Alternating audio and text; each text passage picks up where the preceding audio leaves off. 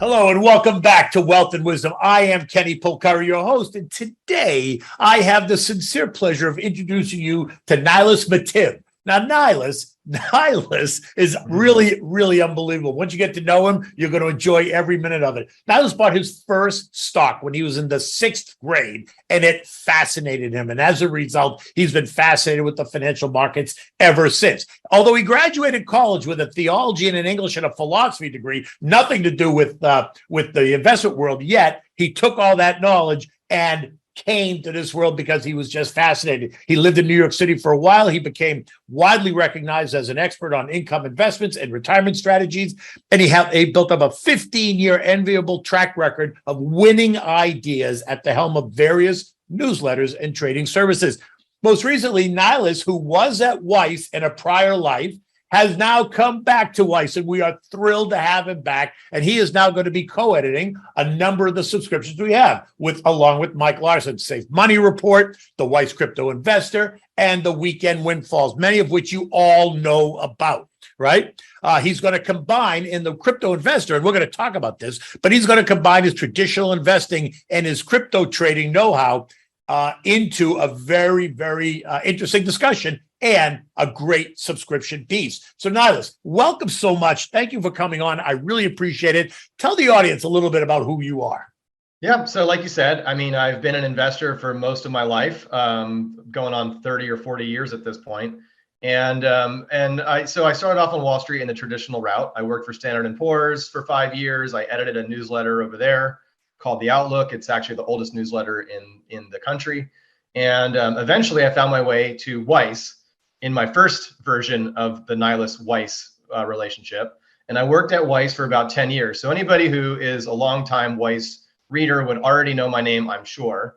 And I ran a dividend newsletter for Weiss. You probably had more hair then. I had a lot of hair then. In fact, because he doesn't have a lot of hair now is the point. Well, I had a shorter beard and longer hair, and now I have shorter hair and a longer beard. Yes, yeah. I see that. That's how it goes for most of us, I think, Kenny. Oh, yes, it does. Yeah, but so yeah, while the beard was graying, I was working on a lot of income-oriented services, and so in the prior couple of years before rejoining Weiss, I was working with Tika Tawari over at Palm Beach Letter, which is a pretty huge newsletter, largely crypto focused these days, although it wasn't always. And so that's kind of really where I transitioned from an income guy into a crypto guy. And now I'm kind of both. That's very exciting. And I want to talk more about that because there is so much at this moment happening in the crypto space. Look, there's so much happening everywhere at the moment, right? Between the Fed and the European Central Bank and the Bank of England and monetary policy. But there's also a lot happening in the crypto space. And today was that merger between Ethereum. Actually, you can explain it because I will be the first one to say, I need you to explain it because I need to understand it better from your perspective. So let's talk about that. Let's start with the Weiss Crypto Investor and talk about kind of that product. Sure. Well, the first thing I'd say, Weiss Crypto Investor is a front-end newsletter. It's basically a overview of the crypto space. We give people recommendations they can act on, but it's written in a way that is very plain English because I think like you, a lot of people, crypto is fairly new for them, right? And that's how I felt a couple of years ago as well. I knew about Bitcoin way back early on. I mean, I had friends and colleagues who were buying it, and I, at the time, kind of dismissed it like a lot of traditional Wall Street people, right? And I just thought, well, it's something, I understand the philosophy behind it, but I don't think it'll ever really become anything. And that was my big mistake, right? So in the more recent past, I've gotten to really understand the space on a deeper level.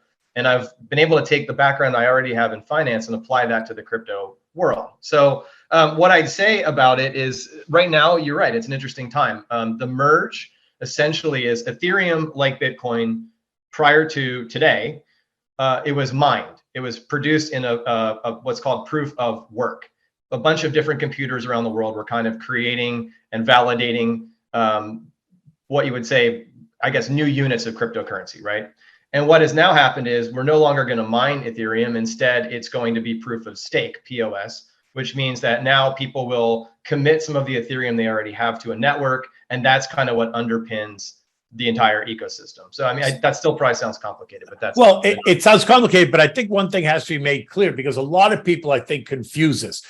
Bitcoin is used as a currency. Ethereum is more like the foundation. Ethereum is not the currency. Am I correct? Well, I mean, yes, they're all cryptocurrencies. For the record, so the advantage I have is since I am fairly new to the space, I'm almost like the Dr. Watson for our other crypto experts. So I can ask some of these same questions and say, okay, put it in words that even I can understand, right?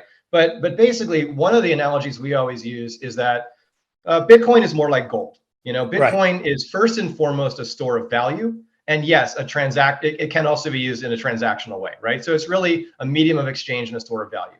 Ethereum is more like what I would say oil. It's more like the gas and the energy and the way that other crypto ecosystems operate. They require this as fuel. For example, like the NFT space, you typically need Ethereum to create and trade NFTs, which is another thing people have been hearing a lot about lately. So basically, for me, Bitcoin, yes, store of value first and foremost. Ethereum, really more of a infrastructural sort of underpinning for what we say is Web3.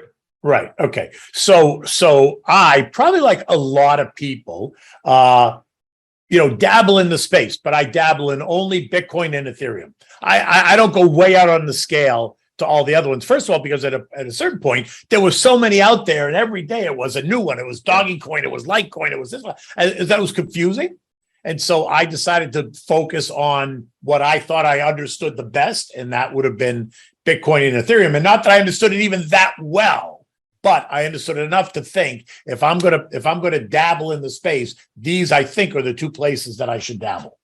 I mean, that's totally right. I think that, again, I called it gas or oil a minute ago, but you could also look at it as gold and silver, right? These are sort of the two primary and biggest market cap and first mover advantage cryptos in the world of cryptos. And you're right. At this point, you're pushing like 20,000 different tokens and cryptocurrencies trading. Right. And to be honest with you, and this is sort of the power of the Weiss rating system, we can look at this from a top-down level and say, hey, look, a lot of those are totally worthless. And they probably always will be totally worthless, right? And you shouldn't go out to number 18,500 and buy it, right? Because and so to segue a little bit to the traditional finance stuff, I started my career in the late 90s, early 2000s, right? And so I watched the .com thing from a front row seat. And what you realize is that we are almost repeating in many ways in the crypto space what kind of happened at that time in the internet adoption cycle, right? Which was you had some companies that were doing viable things that would eventually be profitable and were worth buying. And then you have a bunch of thousands of other publicly traded NASDAQ, pets.com type concepts that aren't going to make it. And I think that's kind of where we're at in cryptos right now. I think it's fascinating. I think it's fascinating because I want to understand now that this merge happened. Ultimately, what is there something that's supposed to happen now to Ethereum now that the merge has happened? Is it suddenly going to shoot up in value? I mean, there have been differing opinions on that. It's obviously only been a couple hours. What we're seeing is a little bit of a pullback. And I think that's largely, we believe that's probably a sell the news kind of a thing, Right. But it's really what's the longer term implications. And the longer term implication is that Ethereum now can become more efficient, particularly more energy efficient. And so, one argument that I think it has some validity is the idea that you now have sort of ethical, social governance type, environmental groups that might become more attracted to Ethereum just for the sheer fact that it's not using energy intensive proof of work anymore. So I want to talk about that because that's also something that I hear people ask me, and I want to make sure that I explain it correctly. When someone talks about the energy needed to mine Bitcoin, define that for me. I mean, basically, in a nutshell, what you have happening is a bunch of computers around the world trying to solve very complex math problems. Right. And the first one to reach the right answer, I'm simplifying, but to reach the right answer is rewarded with a new cryptocurrency. Okay. A new coin. A new coin. It mints a new block, basically. Right. And they are rewarded with that crypto in for their effort, essentially. Right. Correct. Now, but if you think about all these computers that are trying to solve this problem, and as the problems and the difficulty become greater and greater and greater, it requires more and more computing power to reach the proper answer. Okay. And since all these computers are running on essentially electricity from some source, right? Right. You're talking about a massive energy undertaking to solve these problems, to mint new cryptocurrency, and to support the system, right? So Ethereum has now abandoned that proof of work concept. Right. So there is no more massive energy involvement in terms of creating Ethereum. But there is still with Bitcoin. Yes. Okay, so this is intentional. For the record, this is intentional, right? Because I mean, it's called mining. To take gold out of the ground requires massive amounts of energy, right? And investment. Right. And so the idea was, how can you replicate that same process? And there is a real world economic cost to minting new Bitcoin, right? And so that, in a sense, that was sort of the idea. That's why it costs. Okay. So then here's my next question. Because I'm always fascinated by trying to figure out this answer. Who is creating the problem to be solved by the computers? It's all determined programmatically from the beginning. I mean, it's basically, anyone can participate in trying to solve the problem. The problems are, we're going to get real deep in the weeds. It's probably going to get very technical and maybe not worth going down the path. But what I'd say, essentially, the problems themselves are related to validating transactions that are occurring on the Bitcoin blockchain network.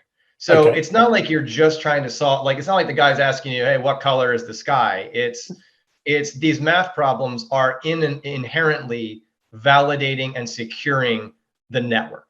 And they get more difficult each time. The difficulty can be adjusted up or down based on how many miners are participating in the network and a couple other factors. Basically, the network is designed to kind of self-regulate so that it's producing a set amount of Bitcoin on a set schedule and on a regular basis. I know it's like kind of wild, right? I think it's fascinating. I mean, I do. The truth is, I do think it's fascinating, right? It's just a whole different world, right?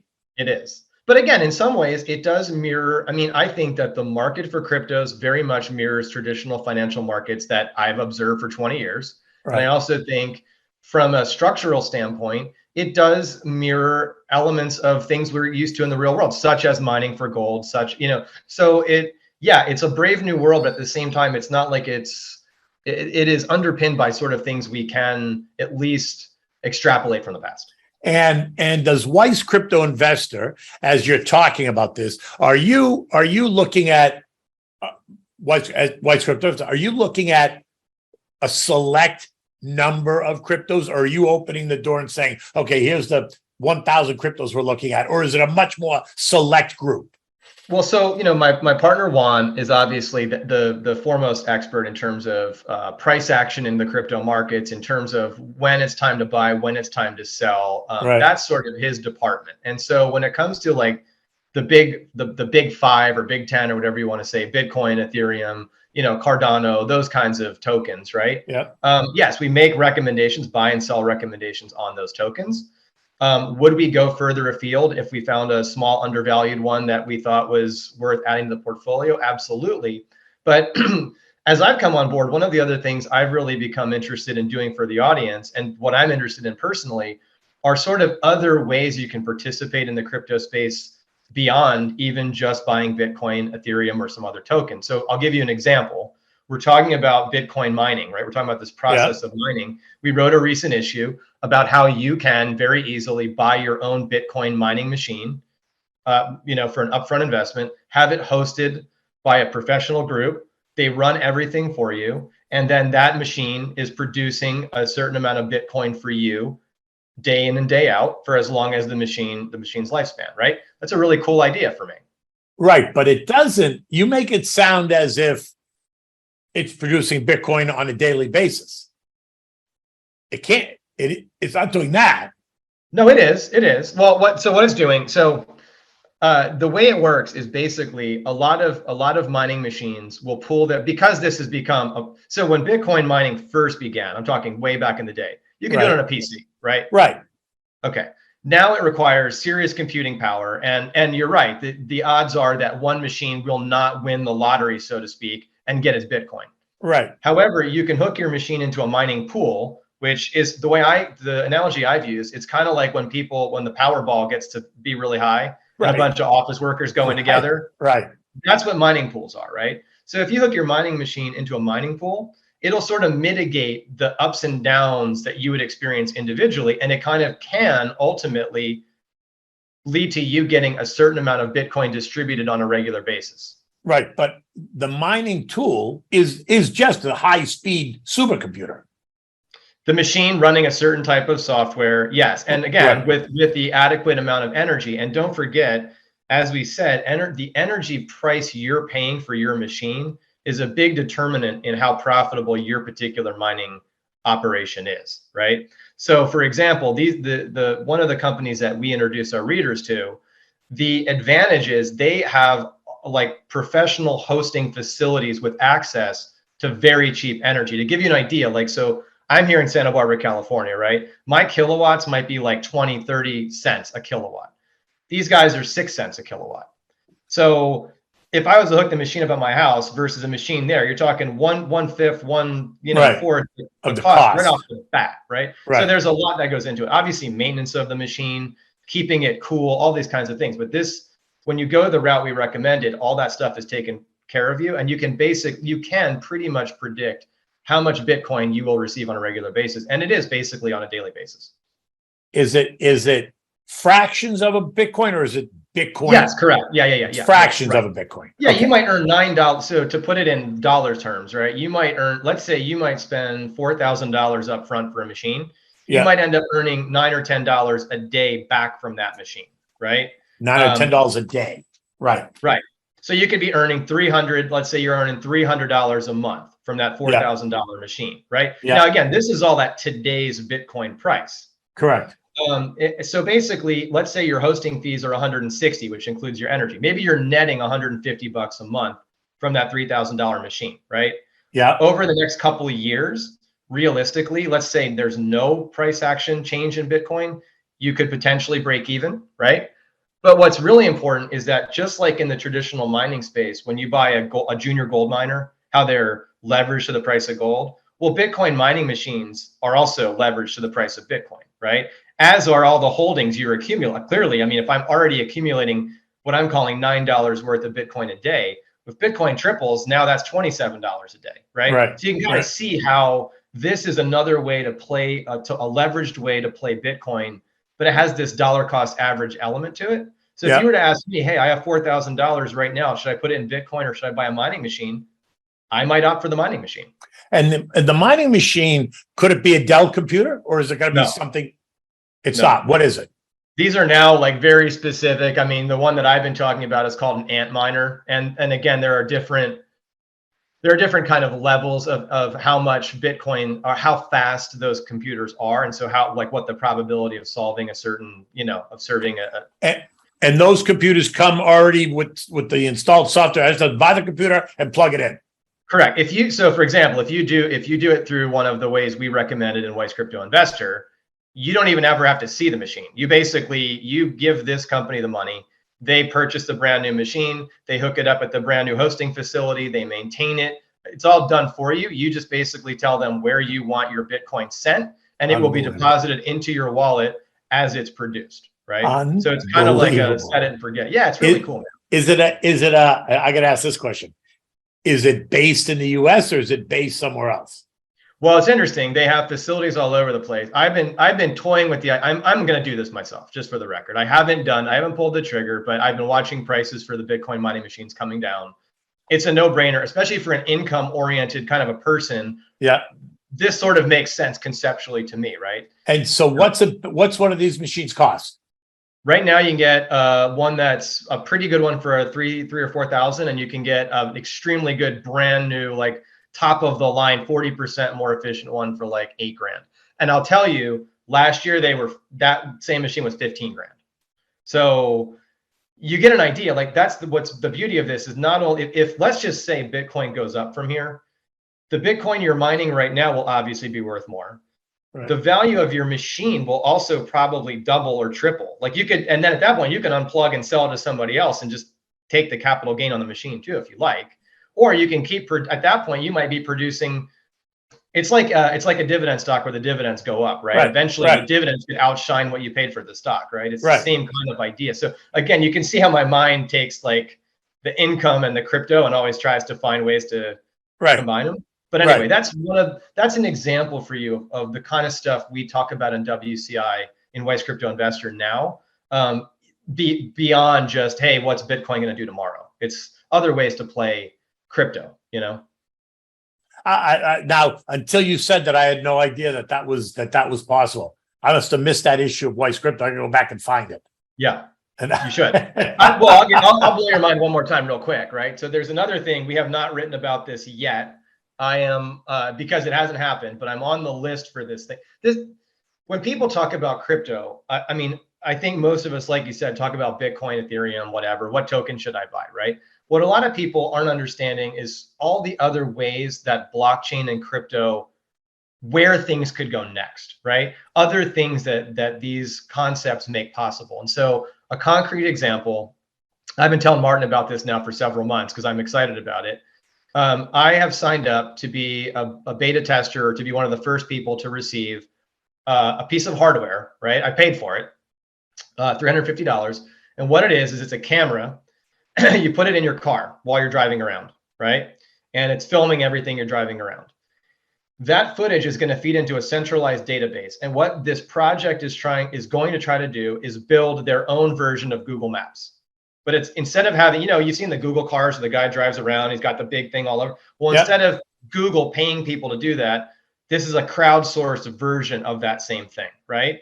Yeah. So I pay $350 up front to participate. I get my hardware and I start recording with the feeds an app into my phone while I'm driving around LA and Santa Barbara and whatever. And I'm feeding that machine real-time sort of data and updated footage. Yeah. And for doing that, I'm essentially going to be paid in a certain token that this project has created. I'm basically mining that token with this machine mounted to my car. Okay. Sure, right. And on the back end, what this project wants to do then is compete with Google Maps. And they want to start to license this crowdsourced version of Google Maps to private companies and obviously get paid for the privilege, right? Right. And if they're able to do that, then what's the value? Then the value of this entire project obviously rises, and my tokens are essentially shares in this project, right? So it's another, like, again, for a $350 investment to just drive around town and do what I always do anyway. That's my risk. My risk is $350, right? But what's the upside if this project succeeds? Google Maps is making hand over fist, right? So right. So do you mount this camera to the roof of your car? Yeah. Mm-hmm. And it just records everywhere you go. Right.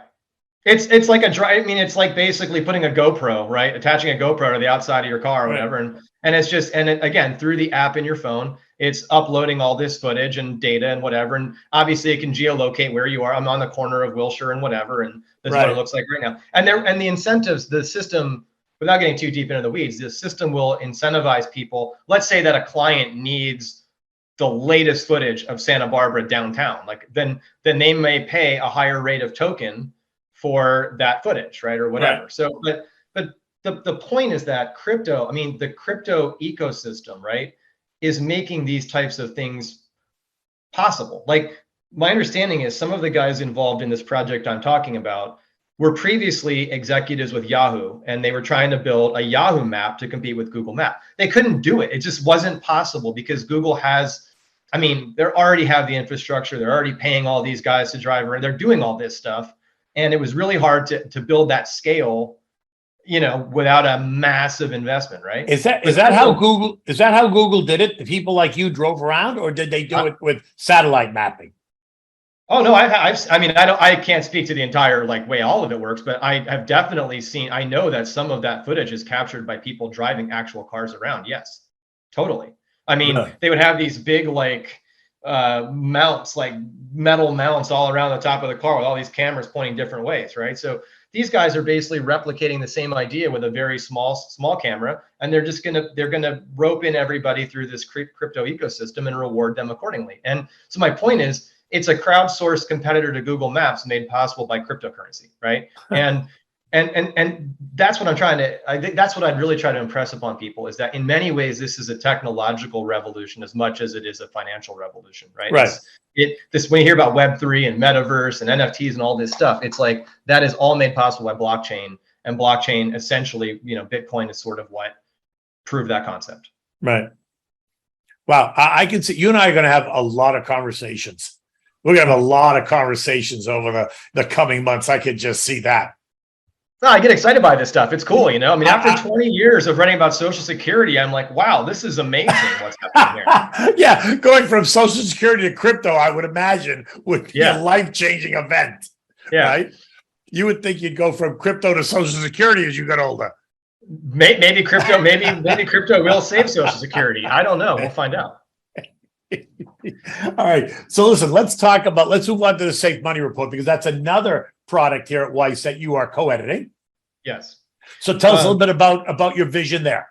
Yeah, sure. Well, I mean, what I'd say is the first thing people would probably they'd go, I don't get how this person can be involved in safe money and crypto sounds wildly speculative, and, safe money is the opposite. And what I'd say is, first, I don't know if that characterization is true based on what I just told you. There's definitely a safer and more interesting ways to play crypto. Right. But what I'd also say that sort of the philosophy I've embraced now is that, for the vast majority of your money, I mean, yeah, you should always safety, income. Nothing has changed in the way I view the world, and in the way I manage my own money, and the way I tell other people to manage their money, right? Safety first, income first, conservative first, all that stuff has not changed. I just think it is reasonable, especially with the verge of this sort of like new dawn of technology and opportunity, to commit a little tiny money and a little tiny intellectual space, at the very least, to understanding it. The mistake I made for all those years was not even bothering, just dismissing it, right?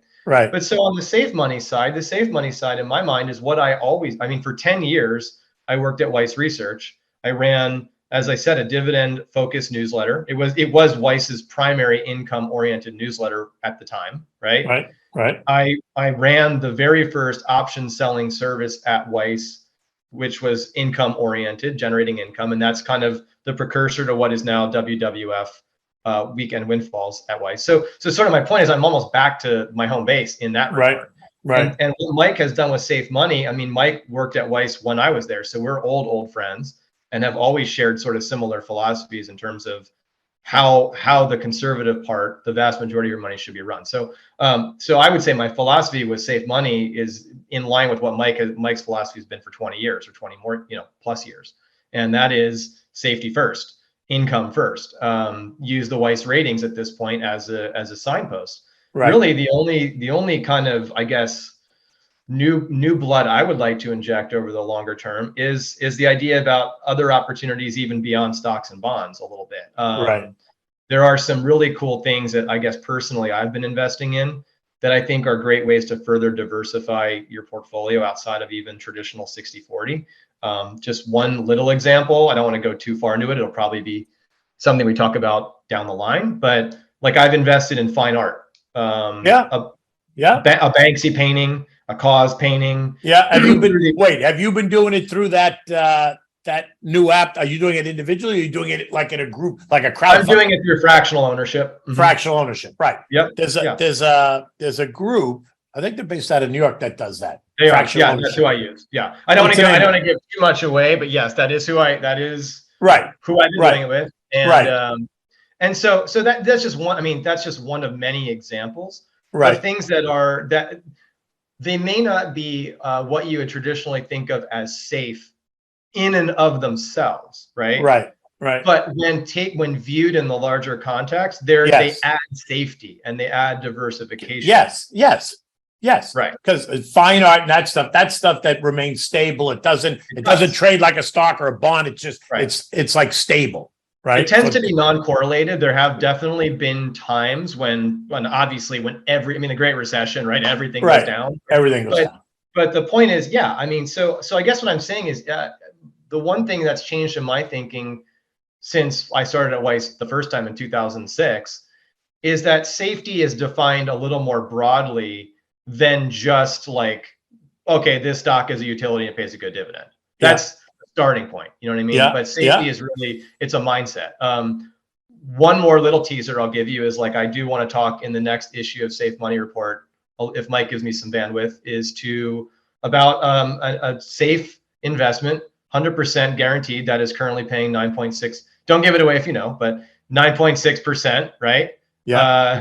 Annual interest, and in all likelihood, based on what I'm seeing right now, will probably be in the 6, 7, 8% range for the next 6 months. So basically, you can get a blended yield of, high single digits, guaranteed, principal guaranteed for a solid year. I already have like $40,000-$50,000 in this myself. I put 30 grand in just this year alone, and that's something that every safe money reader should know about. I mean, it's the ultimate definition of safety, and it's a better yield you can get from almost anywhere else right now.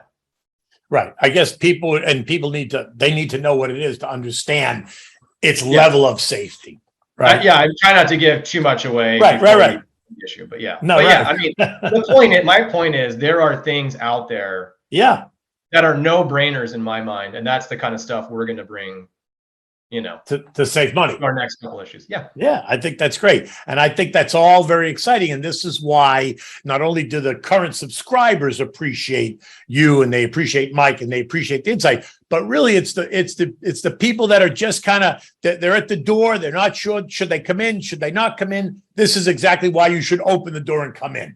And 100%. you should subscribe. Yeah. On both sides. I mean, look, here's the thing, right? So crypto especially, it's like the small amount of money that you're going to pay for a monthly to be honest with you, I should have eaten my own, I should have done this myself, right? So 8 years ago, I should have taken the time, like I said, to just get a little more educated in the terms of how crypto works. I just didn't bother, right? Right. The cost of a monthly crypto newsletter to learn about Bitcoin mining, to learn about what's next for Bitcoin, what's next, what does the merge mean? What is what is that? How does this mapping thing you're talking about, how does it work? Maybe I'm interested in it, right? The small amount of money you're going to spend for that education is worth it, whether you even decide to act on the recommendations or not. You're going to at least be able to converse with other people about this topic and understand what's happening, right? It's like that's worth it alone. Yeah, there's no doubt. Yeah, no, there's no doubt. And I think you're exactly right. And I think that's what guys like you and I can offer to the youngest that are coming up, because I wish someone had said that to me, although this stuff didn't exist when I was your age, right? Let's be honest. But that's the kind of nurturing and mentoring that people should understand, especially from, a guy like you that's now, by your own admission, you got excited about it a couple of years ago. You plunged into it. You understand it. You can talk about it. And now, you pass it on saying, don't miss this opportunity. In plain English, that's right. And we're able, I mean, it's like I've been there, right? So I know some of these things you can't help but talk a little technical, but every issue that's always been my rule since the very first job I ever had on Wall Street, right? Which is that if I'm going to write something, it has to be something that anyone in my family, I mean, I grew up we didn't talk much about this, but I grew up in a family, Northeastern Pennsylvania. Grandpa was a coal miner, other grandpa, World War II vet, didn't graduate high school. My dad first got to go to college. Nobody invested in my family ever. When I bought that stock in 6th grade, nobody in my family had ever done anything except have a savings account. That's it, right? Right. So the point is I want my issues and I want the things I write to be understandable to my mom or my dad or my uncle, or even though they're dead, my grandpa could have read it. The coal miner stood with his spittoon next to the chair, right? Could have said, all right, yeah, I get it. I understand, right? It's just like coal mining. Okay, that's how it works. I get it, right? So that's kind of what I think the value we bring is, not just that we are immersed in this every day doing it, but also that we can serve as translators for you. And make it so that when you read it, you're like, okay, I finally get this. Now I see how it works, right? Because the way that other person or the way I heard it on TV or the 5-minute snippet didn't make any sense to me. Right, but I think that's exactly right. That's the benefit. That's the wealth that you bring this whole conversation, right? Yeah. And I think it's exciting, and I think it's going to get more exciting. Listen, even in this short conversation you and I had today, my mind is racing with 1,000,001 questions that I'm going to have to formulate for the next conversation we have, because I suspect you and I are going to be talking fairly frequently, because there's a lot going on in the space, and absolutely, and you've got a lot to say, and I've got a lot to learn. Anyway, listen, tell us just a little bit. Where in northern Pennsylvania? Well, so I grew up in Wilkes-Barre, Pennsylvania. Wilkes-Barre. Yep, right by Scranton. Right. And, by Joe Biden. Right by Joe Biden. And well, so it's funny because Joe Biden and I have I grew up in that zone, right? And then I moved to Manhattan straight out of college, and I worked on Wall Street, like I said, for all those years. Right. Then I moved to Florida, and I worked for Martin for a decade. So you lived down here in Palm Beach. I was in Jupiter, Florida for several years. My daughter was born in Jupiter. Yeah. Then at that point, we moved back up to sort of the border of Pennsylvania and Delaware, right? Right by Joe Biden's house again. Right. And I used to see, when Joe Biden was the vice president, I walked into the coffee shop one time and Joe Biden's sitting there at the table, and I'm like, hey, what's up, dude? And he said, hey, back. Literally. I didn't, and it was like the funniest thing, So I've been neighbors with Joe Biden several times now. It's kind of funny. Right. But then eventually we made the move out to California. That was something that we always talked about doing. So I'm in Santa Barbara now, and but I travel. So I grew up a snowboarder in the mountains of Pennsylvania, but I always wanted to become a surfer, right? So you look like you could go either way, a snowboarding or surfing. I do both. Yeah. So yeah. But surfing became my big passion. Even in Manhattan. So I used to, when I worked on Wall Street, I'd take the Pier 11 ferry over to Sandy Hook, right, and I would surf Sandy Hook. Because I lived in Lower Manhattan. I would go over. I'd surf in Sandy Hook, New Jersey, in the wintertime. I'd ride my bike back to the ferry, get back on the ferry back to Wall Street. So even at that time, I was surfing. But the point is, I'm out in Santa Barbara now for surfing, and I find myself in the last couple of months. We've been to El Salvador, Indonesia, Barbados. We've been traveling all over the place for surf as well. Surfing. So, wait, now let me ask you a question. Where do you live in downtown Manhattan? I lived above. So most of the time. So, okay, real quick story, because we'll talk forever about this. But It was September 2001. I was living in Hoboken, New Jersey. Yeah. And my girlfriend also lived in the same building, and we had just signed our lease for Nassau Street, 71 Nassau Street. 71 Nassau. Yeah. Yeah. And our lease started September 21st, 2001. So I was in the trade center when the plane hit, right? Getting off the PATH train. I went through that whole deal. You were in tower. Was that Tower 1 and Tower 2? I guess it's the base of both of them. Technically, I don't really. Right. Yeah. Actually, I don't even. Yeah. But when I came out of the subway, the first plane had just hit. I still kept going to work. Right. Right. I thought it's Wall Street. I'm late for work, man. Whatever, dude. Things are blowing up. I got right, but you didn't work in the trade center. You just commuted through the trade center. Right. And so anyway, long story short, I saw the second plane hit. I ended up making it back out. We did ultimately have to move into the New York landlord said, "You're moving in, dude. September 21st, 2001, 2 blocks from the trade center, smoking trade center site." Yeah. We moved in. My wife, my now wife, then girlfriend, and I moved into that place. So eventually we moved out of there, and we lived above Delmonico's Steakhouse, 56 Beaver Street, that really cool little. Yeah. I spent 40 years on the New York Stock Exchange. What you're describing is where I lived for 40 years. Yeah. Right? Yeah. But where did you work? Did you ever go to the floor of the New York Stock Exchange when you were there? No, I had a bunch of friends who were floor traders. I never did. I worked at Standard & Poor's at 55 Water Street. 55 Water. Yeah. Which was, I believe, after the Trade Center became the largest.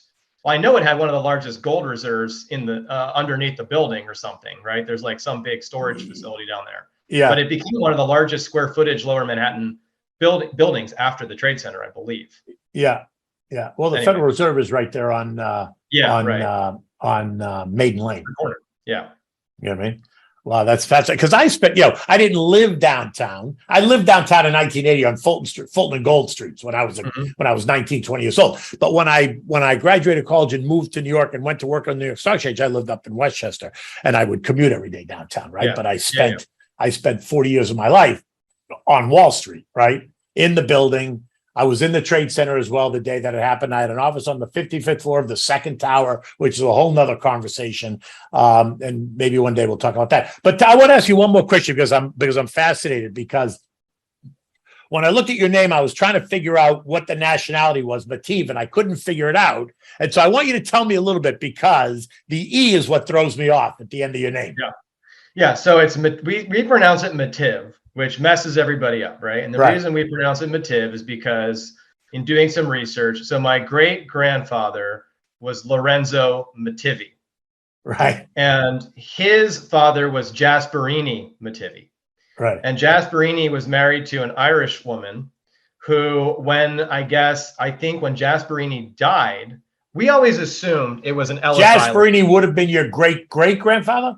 Yes. So what happened was, I always thought it was Ellis Island. I figured they came over, the guy goes, it's an E, it's an I, whatever, No, that's not what happened. What happened is, based on the census records and stuff, I did some research. What happened was, after Jasperini died, his wife, who was Irish, basically was like, good, I don't have to be Italian anymore. And she changed the name? She took the I off and made it an E. Really? Yeah. So she's the one who has caused generations of mispronunciations and confusion. It's her fault. And you don't want to change it back? I thought about it, but now it's like, I change it all this. Then my daughter had to change all her stuff, and my wife, you know what I mean? But I thought about it, because wouldn't it be a lot more user friendly to see Mattivi, Mattive, and just go, okay, that's what it is. Right? Mattive makes sense. Right. Mattive doesn't make any sense at all. No, Mattive doesn't make any sense at all. Wait, so that woman would have been my great grandmother. Yeah. Grandmother, right? Yeah, Daggett. Yeah, that was her last name. Daggett. Yeah. But where did they live when she did this?